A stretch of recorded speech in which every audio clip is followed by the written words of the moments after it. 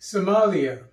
Somali Army and local militias killed 200 al-Shabab militants.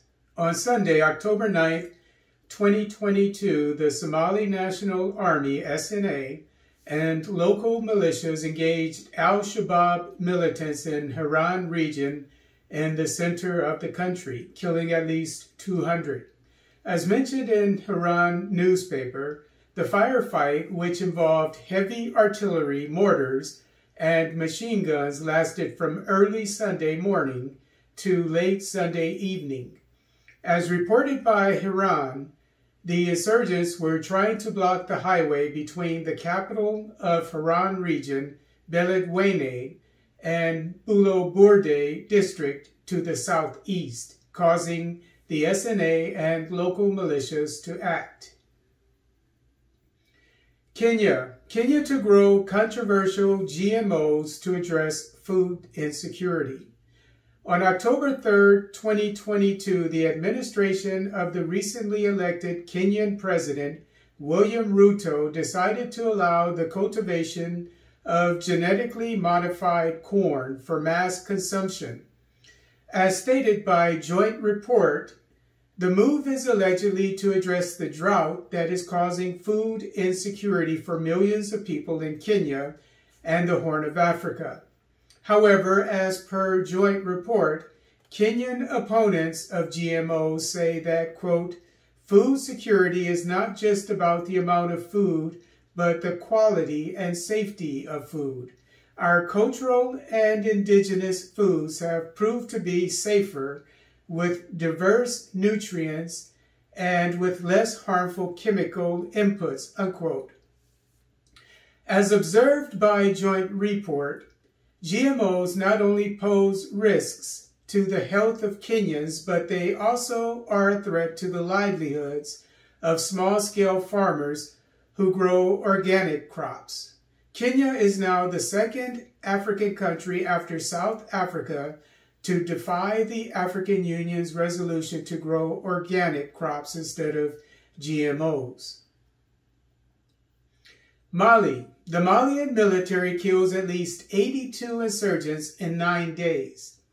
The Malian Armed Forces, FAMA, have had a string of successful operations against terrorists recently. As reported by Mali Actu, on September 27, 2022, acting on intelligence, the FAMA attacked 2 insurgent logistics locations in Fitili Forest to the south of Tessit in eastern Mali, killing 8 insurgents, injuring several more, and destroying equipment.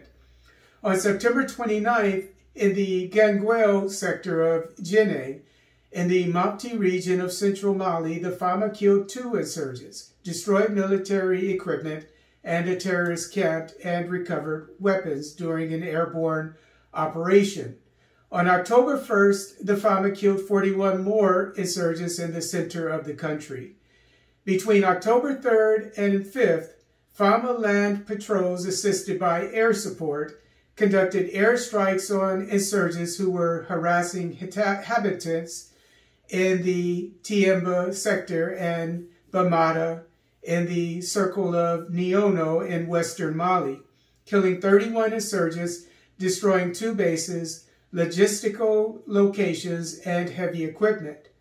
On October 4th, while working on intelligence in the town of Sofara in central Mali, the FAMA arrested 33 suspected terrorists, 15 of whom were later positively identified as terrorists according to a database.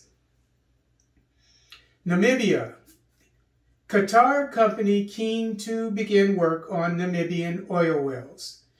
Qatar Energy, the Qatari oil company that discovered 2 oil wells, Venus X1 and Graph 1, off the coast of Namibia in collaboration with other companies, is eager to begin construction on the sites. As covered by Reuters, drilling is scheduled for 2023 to determine the deliverability and capacity of the 2 wells once they begin production. The wells are believed to contain billions of barrels of oil deposits. As stated by Reuters, Namibia's Energy Minister Tom Alwindo expects the wells to start production in 4 years. Total Energies owns a 40% stake in Venus X1. Qatar Energy has a 30% stake. British company Impact Oil and Gas owns a 20% stake, while state-owned Namcor has a 10% stake in the well. As for Graph One, American Shell Oil Company and Qatar Energy each own a 45% share of the well, while the state-owned Namcor owns 10% of it.